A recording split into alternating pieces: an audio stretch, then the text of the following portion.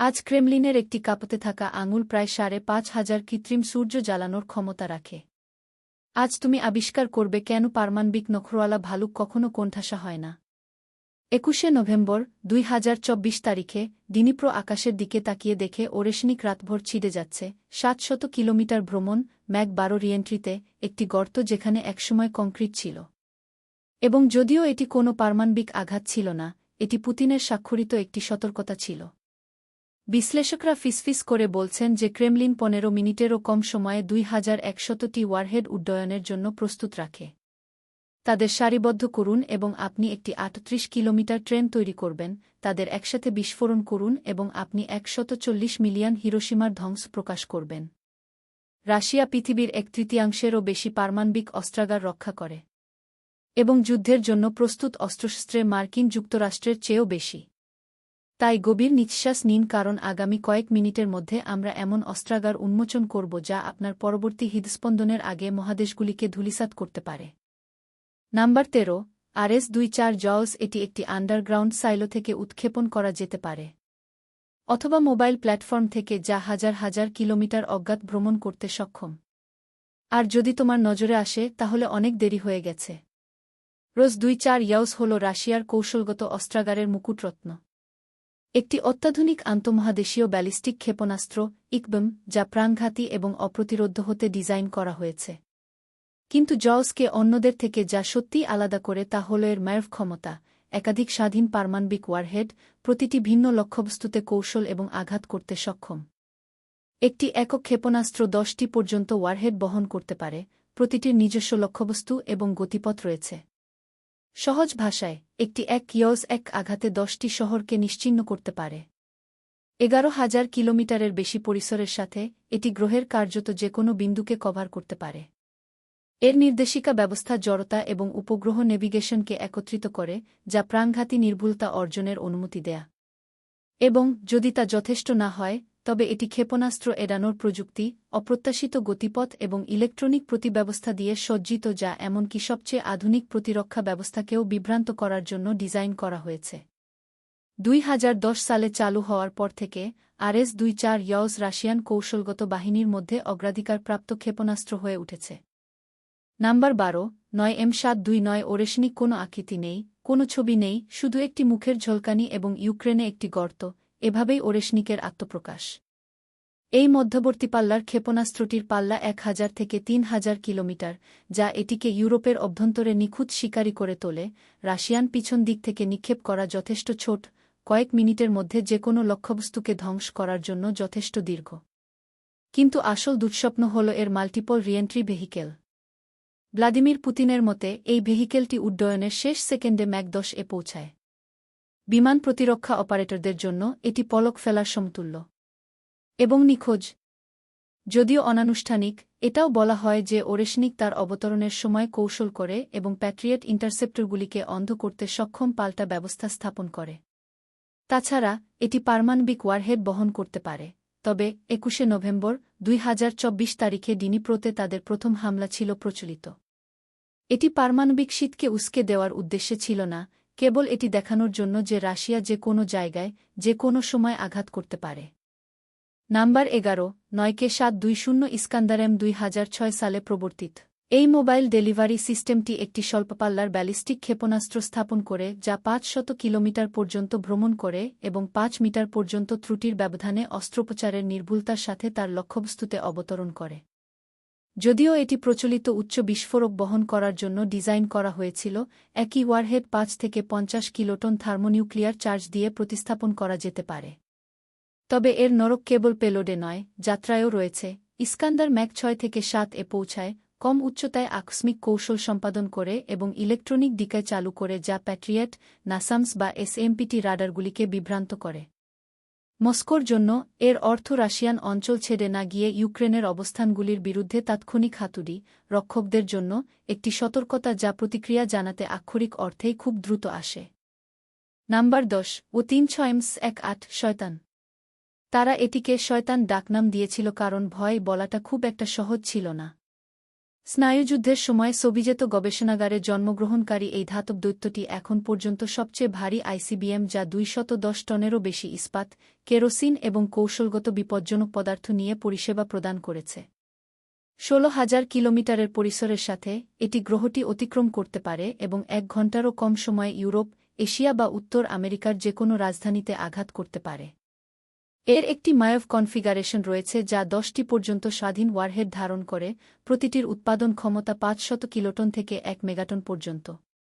অন্য কথায়, একটি 1.3610টি পারমাণবিক সূর্য মুক্ত করতে পারে এবং এক স্থাপনায় বেশ কয়েকটি শহর ধ্বংস করতে পারে। এটিকে কেউ থামাতে না পারে তা নিশ্চিত করার জন্য এটি প্লাজমা ডিকায়, ফাঁকিবাজি কৌশল এবং সবচেয়ে আধুনিক অ্যান্টিব্যালিস্টিক সিস্টেমকে বোকা বানাতে সক্ষম ইলেকট্রনিক পাল্টা ব্যবস্থা অন্তর্ভুক্ত করে। কিন্তু শয়তানের একটি বড় ভাই আছে।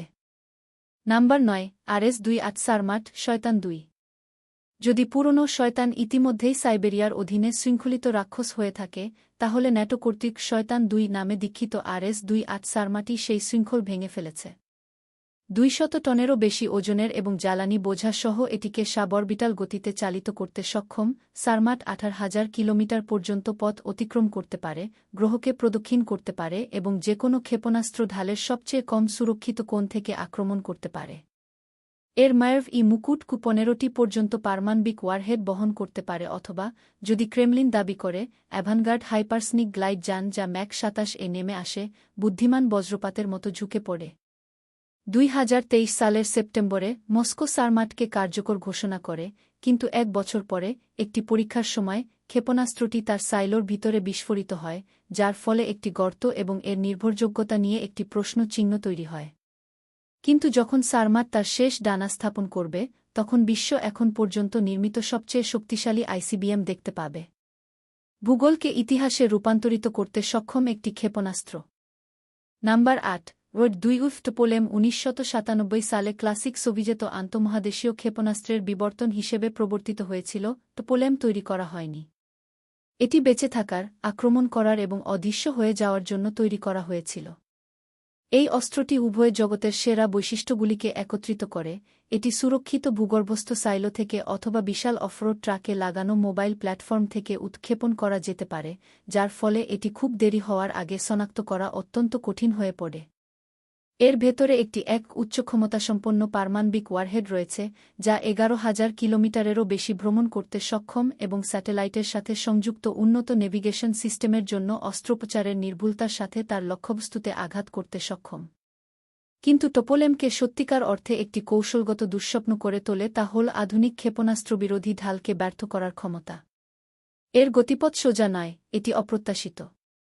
এটি উড়ানের মাঝখানে উচ্চতা এবং দিক পরিবর্তন করতে পারে, রাডারগুলিকে বিভ্রান্ত করার জন্য ডিকায় স্থাপন করতে পারে এবং ইলেকট্রোম্যাগনেটিক পালস সহ্য করার জন্য শক্ত। এটি নিশ্চিত করে যে এটি সম্পূর্ণ প্রতিকূল পরিবেশেও তার গন্তব্যে পৌঁছাবে। যদিও আজ রাশিয়ার অস্ত্রাগারে মাত্র কয়েকটি সক্রিয় ইউনিট রয়ে গেছে, যার সঠিক সংখ্যা এখনও গোপন রাখা হয়েছে, টোপোলেম নতুন, আরও উন্নত RS-24 ইয়জগুলিকে কাছে স্থান দিতে শুরু করেছে। কিন্তু যতক্ষণ পর্যন্ত এই ক্ষেপণাস্ত্রগুলির একটিও কার্যকর থাকবে, ততক্ষণ পর্যন্ত এটি একটি জীবন্ত সতর্কবার্তা হয়ে থাকবে যে শীতল যুদ্ধ কখনো শেষ হয়নি। এটি আরও শান্ত হয়ে গেছে। নাম্বার 7, রোজন 5-6 বিলাভা তরঙ্গের আড়ালে লুকানো, উপগ্রহের অদৃশ্য এবং নীরবতা থেকে প্রাণঘাতী। এই ব্যালিস্টিক ক্ষেপণাস্ত্রটি রাশিয়ার সবচেয়ে উন্নত সাবমেরিন বোরেই ক্লাস থেকে উৎক্ষেপণ করা হয়েছে। একাধিক পরীক্ষা এবং প্রযুক্তিগত সমন্বয়ের পর এটি আনুষ্ঠানিকভাবে জুন 2018 সালে রাশিয়ান বাহিনীতে সংহত করা হয়। তারপর থেকে এটি একটি বিতর্কিত প্রকল্প থেকে রাশিয়ার সাবমেরিন প্রতিরোধকের মূলে পরিণত হয়েছে। এর পরিসীমা 8,000 কিলোমিটার, যা আর্কটিকের গভীর থেকে যে কোনো মহাদেশে আঘাত করার জন্য যথেষ্ট। কিন্তু ভয়াবহ বিষয় হল এটি 6 থেকে 10টি স্বাধীন পারমাণবিক ওয়ারহেড বহন করে, প্রতিটি এক উৎক্ষেপণে উচ্চ নির্ভুলতার সাথে বিভিন্ন লক্ষ্যবস্তুতে আঘাত করতে সক্ষম। বুলাভা সরলরেখায় উড়ে না। এর গতিপথ অনিয়মিত, অপ্রত্যাশিত, রাডারগুলিকে বিভ্রান্ত করার এবং ক্ষেপণাস্ত্র ঢাল এড়াতে ডিজাইন করা হয়েছে। এটি সক্রিয় পাল্টা ব্যবস্থাও ব্যবহার করে, যা বিদ্যমান যে কোনো প্রতিরক্ষা ব্যবস্থা ভেদ করার সম্ভাবনা বাড়ায়। যদিও এর উন্নয়ন ব্যর্থতায় জর্জরিত ছিল, আজ এটি রাশিয়ান পারমাণবিক ত্রয়ীটির একটি গুরুত্বপূর্ণ অংশ এবং এটি বহনকারী বোরেই সাবমেরিনগুলি কমপক্ষে 2040 সাল পর্যন্ত সক্রিয় থাকবে বলে আশা করা হচ্ছে। নাম্বার 6 উ-29 স্টিংওয়ে আমাদের 1970-এর দশকে ফিরিয়ে নিয়ে যাওয়া হয়, এক উত্তেজনাপূর্ণ, অন্ধকার সময়ে যেখানে পারমাণবিক বিষণ্নতা বিরাজ করছিল। এখানেই সোভিয়েত ডুবো প্রতিরোধের সবচেয়ে প্রতীকী ক্ষেপণাস্ত্রগুলির মধ্যে একটির জন্ম হয়েছিল, উ-29। এটি ছিল প্রথম সোভিয়েত ব্যালিস্টিক ক্ষেপণাস্ত্রগুলির মধ্যে একটি যা বিশেষভাবে সাবমেরিন থেকে উৎক্ষেপণের জন্য ডিজাইন করা হয়েছিল। এবং কেবল কোনো ডুবোজাহাজ থেকে নয়, বরং সেই সময়ের শক্তিশালী এবং নীরব ডেল্টা-3 সত্যিকারের ডুবো দুর্গ থেকে।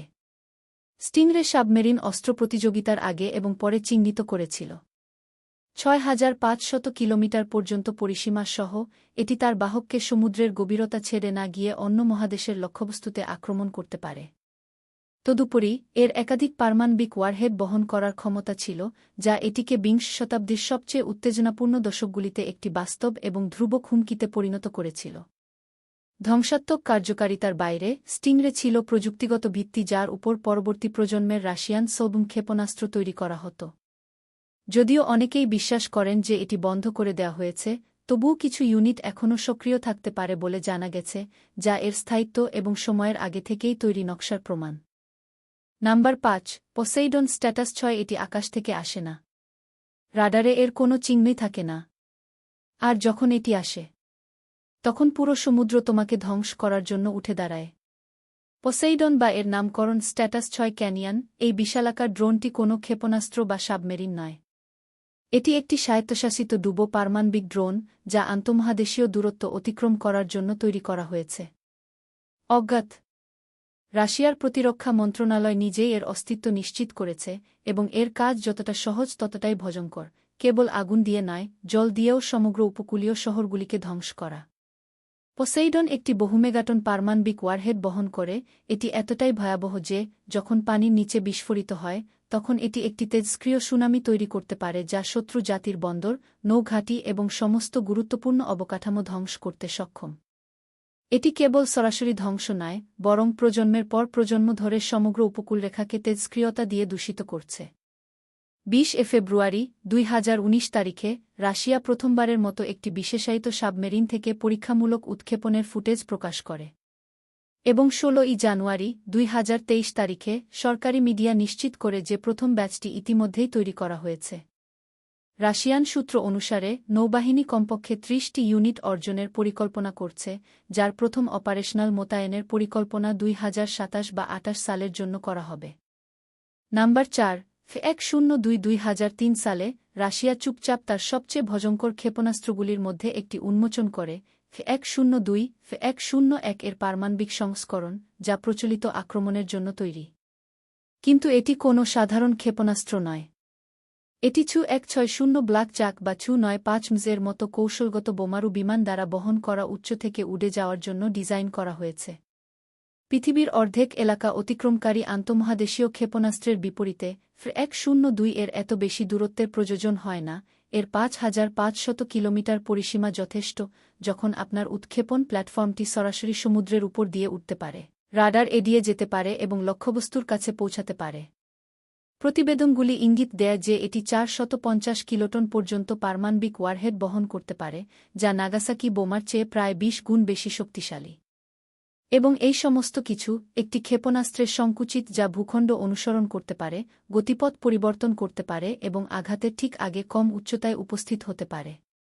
এর নকশায় স্টিলথ প্রযুক্তিও অন্তর্ভুক্ত রয়েছে যা এর রাডার স্বাক্ষরকে ব্যাপকভাবে হ্রাস করে। এটি শনাক্ত করা কঠিন, বাধা দেওয়া কঠিন এবং মারাত্মকভাবে নির্ভুল। এর নির্দেশিকা ব্যবস্থা এটিকে অস্ত্রোপচারের নির্ভুলতার সাথে লক্ষ্যবস্তুতে আঘাত করতে দেয়, এমনকি ভারী সুরক্ষিত এলাকার মধ্যেও। নাম্বার 3 কিনঝাল F-472 এটি রাডারে তখন দেখা যায় যখন এটি ইতিমধ্যেই অনেক দেরি করে ফেলেছে। এটি শব্দের চেয়ে 10 গুণ দ্রুত গতিতে ভ্রমণ করে এবং আকাশ থেকে বিদ্যুৎ চমকের মতো পড়ে।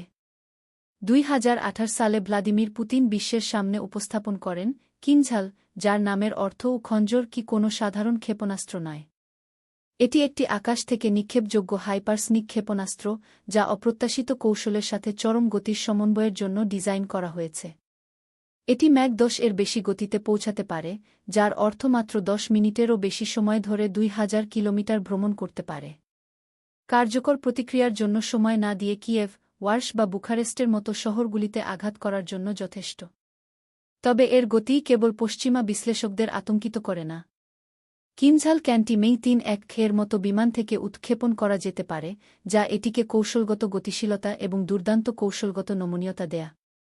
উড়ানের সময় ক্ষেপণাস্ত্রটি উচ্চ গতিতে দিক পরিবর্তন করতে পারে, যে কোনো বাধা দেওয়ার প্রচেষ্টা প্রায় অকেজো করে দেয়া। তদুপরি এর নির্ভুলতা অস্ত্রোপচারের মতো, এটি স্থল অবকাঠামো এবং চলমান নৌ লক্ষ্যবস্তু উভয়কেই ধ্বংস করতে সক্ষম করে। যদিও এর প্রথম যুদ্ধ ব্যবহার প্রচলিত ওয়ারহেড দিয়ে করা হয়েছে, কিনঝাল পারমাণবিক ওয়ারহেড বহন করতে প্রস্তুত, যা এটিকে রাশিয়ান অস্ত্রাগারের সবচেয়ে আধুনিক এবং ভয়ঙ্কর অস্ত্রগুলির মধ্যে একটি করে তুলেছে।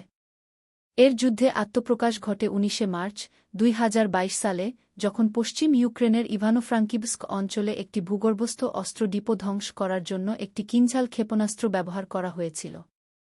এর প্রভাব ছিল সম্পূর্ণ। কিছুই অবশিষ্ট ছিল না।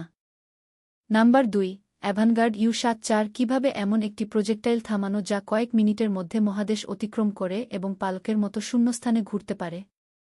অ্যাভানগার্ড আসলে কোনো ক্ষেপণাস্ত্র নয়, বরং একটি হাইপারসনিক গ্লাইড যান যা একটি আইসিবিএমের পিছনে আটকানো থাকে। উড্ডয়নের পর রকেটটি এটিকে বায়ুমণ্ডল থেকে বের করে আনে, সেখানে গ্লাইডারটি ম্যাক 27-এ প্রায় 9 কিলোমিটার প্রতি সেকেন্ডে গ্রহের বক্ররেখা থেকে বিচ্ছিন্ন হয়ে যায়, তীরে নেমে আসে এবং দ্রুতগতিতে নেমে আসে। এই গতিতে বিদ্যমান যে কোনো ইন্টারসেপ্টর ধীর গতিতে চলতে দেখা যায়। কিন্তু কাঁচা চিত্রটি দুঃস্বপ্নের অর্ধেক মাত্র। অ্যাভানগার্ড কৌশল চালা। এটি নিচে নামতে, উপরে উঠতে এবং অনিয়মিত গতিপথে বাঁক নিতে পারে, প্রতি কয়েক সেকেন্ডে তার রুট পুনর্নির্মাণ করে। এটি এমন একটি পারমাণবিক ওয়ারহেড বহন করে যা একটি শহরকে নিশ্চিহ্ন করতে সক্ষম, এবং এর উন্নত নির্দেশিকা ব্যবস্থার জন্য ধন্যবাদ, এটি এমন নির্ভুলতার সাথে অবতরণ করে যা পশ্চিমা প্রকৌশলীরা এখনও চুপচাপ আলোচনা করেন।